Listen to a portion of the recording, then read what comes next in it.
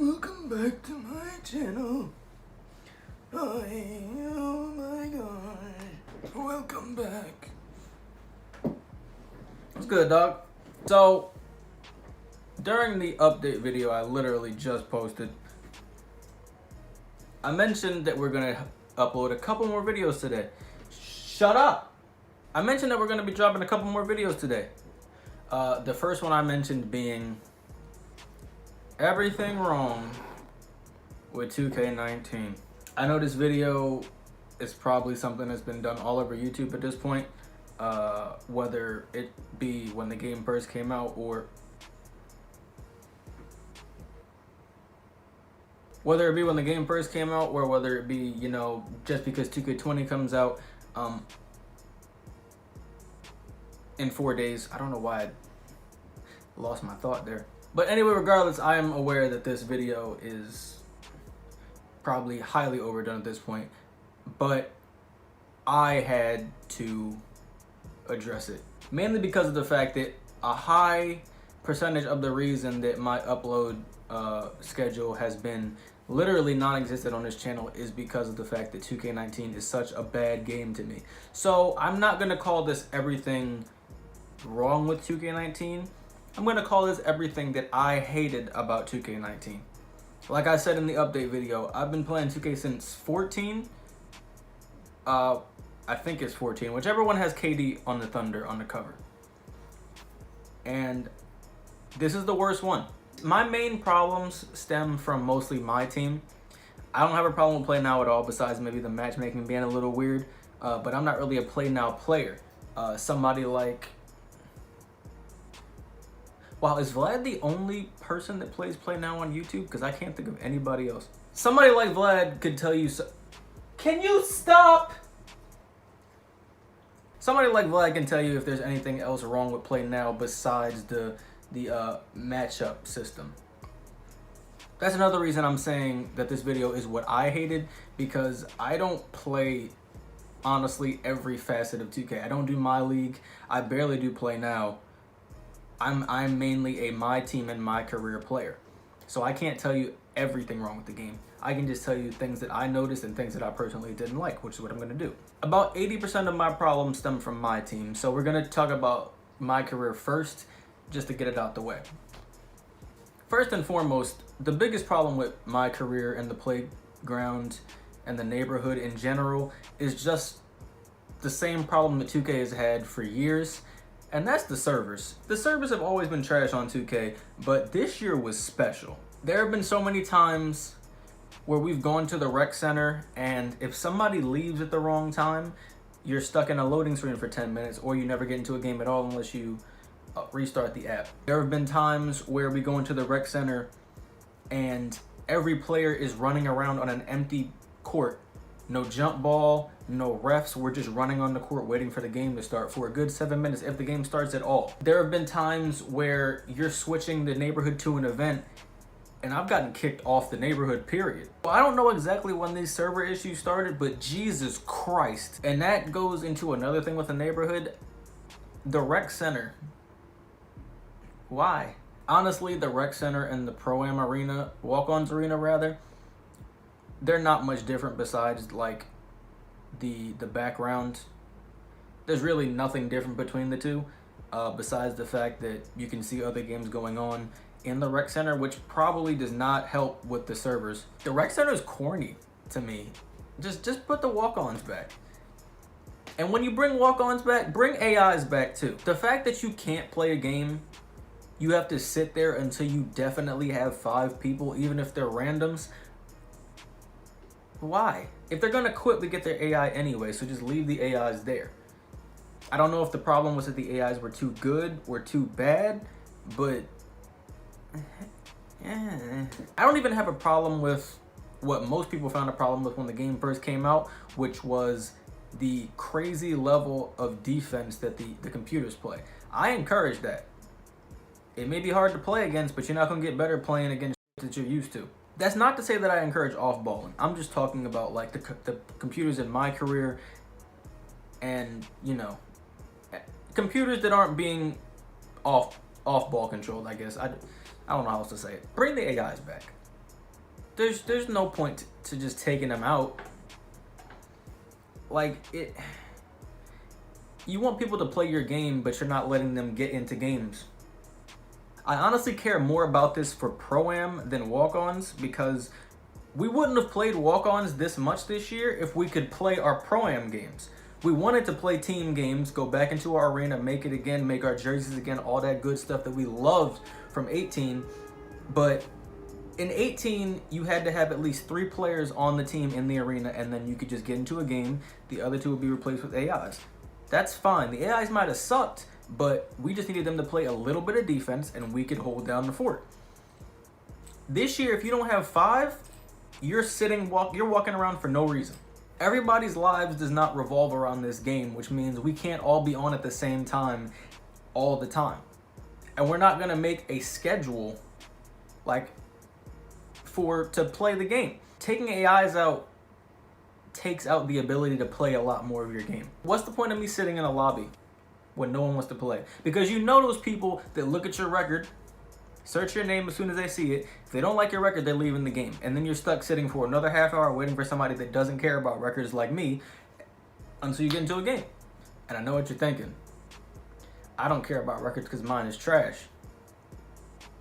And you're right. That's really my only problem with my career, is the fact that AIs aren't in it anymore. The real issue with this game is my team. And it's my personal issue because, like I said, that is the bulk of what I wanted to be on this channel. So I dealt with a lot. First and foremost, my main issue with my team is the volume of high tier cards you've put in this game. There's no reason for it. I know some people may have constantly complained last year about pack odds, and the years beforehand about pack odds, not enough good cards, complaining that certain people weren't in the game. I get that. Or certain people weren't, they deserved a higher tier card. I get it, but I kind of think you guys confused not enough cards and switched it to flooding the game with cards. The game was chilling when it first came out. The 12-0 Unlimited Challenge got you Michael Finley, first diamond in the game. The first collection, Rookie Sensations. My camera dropped. The first collection, Rookie Sensations. I actually completed that in 2 days. I completed High Voltage in a day. But that's neither here nor there. The Rookie Sensations packs. Jerry Lucas was the second diamond in the game. Pink Diamonds. See, Pink Diamonds, I understand why you gave more Pink Diamonds this year, because you introduced the Galaxy Opal. Due to the fact that Pink Diamond is no longer the highest tier card you can get, it's understandable that there would be more Pink Diamonds because they're of lesser rarity now. But you not only made Pink Diamonds less rare, you slowly made Galaxy Opals common. We first got the game and we looked at our challenges. We saw that Galaxy Opal Giannis. Cool. He's the cover character. He usually gets one. That's all right. He's at the end. You're not supposed to get those Galaxy rewards until pretty much the end of the game's lifespan, because the amount of cards you needed to get him was not even available when the game came out. You had to wait for collections, rewards, better throwbacks to come out, all that good stuff. Then we saw in the collections that there was going to be an anniversary signature collection, which was the cover athletes. The Magic Johnson, the Blake Griffin, the Ben Wallace. I forgot the other ones. But when you got all 5 of them, you got... I almost said Pink Diamond, see? You got Galaxy Chris Paul. When he first came out, he was OP. He deserves it. You had to wait for those collections, or those packs came out in signature collections by themselves, but they were all a part of their own collection, which got you the Galaxy. You had to wait a certain period of time, at least like 3 months, before you could get Galaxy Chris Paul. That's the buildup you're supposed to have if your card is the highest tier in the game. I stopped playing my team for a month, and you were dropping 3 galaxies a pack every 2 weeks. I understand that more high tier cards makes for more balanced games, you know, fairer games, more interesting games. But all it did was turn my team into just a bunch of all-star games. It was people making shots you knew they're going to make because you guys made cards that didn't make sense. And it was just going back and forth until somebody messed up, and then the score kept going back and forth, and the game ended because of that one mess up. But my bigger problem with the Galaxy Opals is that they weren't even made equal. When I mean equal, you guys got so much backlash for Danny Granger, for Hedo Turkoglu, for Gilbert Arenas, all the people whose shooting made no sense for who they were. Hedo was awful. Danny Granger was awful. And you claim to have patched those cards. At least their shots. Hedo kind of got patched. I'll give you Hedo. But when Danny Granger became a problem, and you said you were going to, as a diamond, mind you, when Danny became a problem as a diamond, and you claimed you patched his shot, why did he get a Galaxy Opal that can consistently make half-court shots? That's another game I didn't upload for you guys. I raged and broke another monitor because Danny Granger consistently made half-court shots the entire game. I understand that my team is not supposed to be realistic. It's supposed to be making the team of your dreams. Blah, blah, blah. But there still has to be some semblance of common sense in that mode. Biggest example is Galaxy Shaq, whose every stat is in the 90s, including shooting and speed. People were literally running that card as a point guard because you allowed it to happen. So I don't understand why give him that. I understand it would be fun to see what Shaq would be like if he could do whatever he wanted to do, but why? And the position locking that you guys have introduced in 2K20, I would like to say it would help, but all you got to do is just put him at center and then still shoot from 3 while the opponent's center is thinking he has to guard the paint.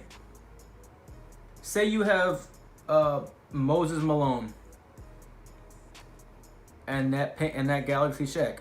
All he has to do is stay at the 3. Moses is gonna think you're coming down because it's Shaq, but he has an 80-something 3, so you take that shot and make it. Well, another thing with my team is the matchups.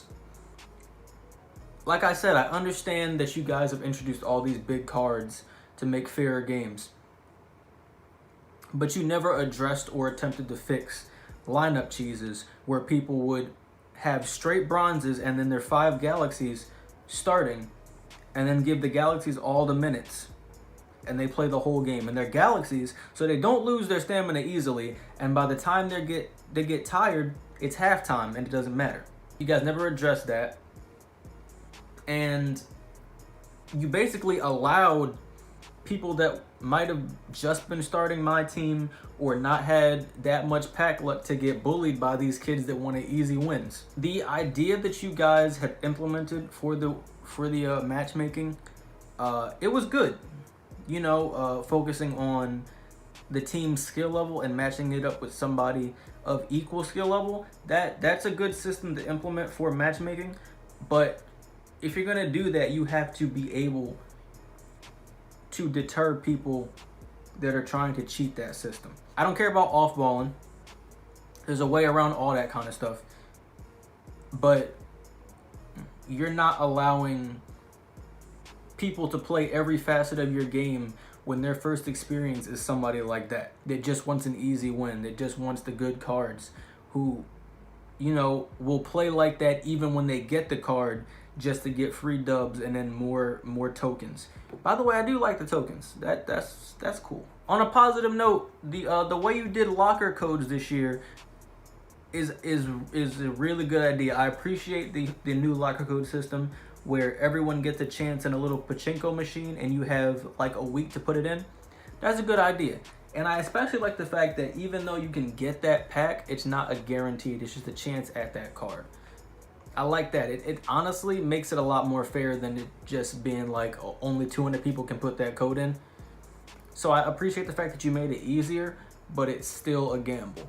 The whole issue with balancing, the lineup cheese, the overabundance of good cards, just it made the game not fun. And I had a pretty okay team. I think I had the Galaxy Kobe, I had Galaxy Chris Paul and Galaxy Tony Parker, Galaxy Sean Kemp, Galaxy Bill Russell. I had Galaxy Melo, but I sold him. I had a mostly Galaxy team. I think I had like 2 pink diamonds left before I quit. But it's just the fact that even with all those cards, if you don't have certain cards, you're not gonna get anywhere. And if you see those cards when you match up, you know you're screwed. I was to the point where if I saw a Danny Granger, I knew I was gonna have to sweat. So yeah, it's just, I just don't like the way my team was done, you know, versus wise at all this year. And it led me to not really play it at all, which is probably why this 2K was the highest I've ever gotten my player, because I did not enjoy my team. But next year we're going to try and work through it. Part of the reason that my team became an issue for me is because, like I said, I took a break for a month and then I took another 2-month break after it wasn't working out because I missed crucial turning points in the pack opening community, and I just missed so much time that I was behind. I had cards that were no longer useful to the game, including my favorite My Team card, which was that pink diamond signature Gilbert Arenas. He was the only thing going for me by the time I got back in. So I just couldn't do it anymore. That's pretty much what I didn't like about 2K. It's just, for my career, it was the servers, it was the lack of AIs. For my team, it was pretty much most of it. The overabundance of cards, the poor balancing, the unrealistic cards, the picking favorites stat-wise with cards, the lineup cheesing, the boring modes. My team was a mess this year, but sadly, it's still like the most fun mode to play in the game. But like I said, there is some positives. I do like the new token system and the new way to do locker codes. So, you know, it's not all bad. But like I said, that was what I hated about 2K19. If you guys enjoyed the video, make sure to hit with a like down below. Comment what you guys didn't like. If you don't agree with some of the things that I didn't like, let me know. We can have a discussion about it. Subscribe if you're new, and I'll see you in 2K20.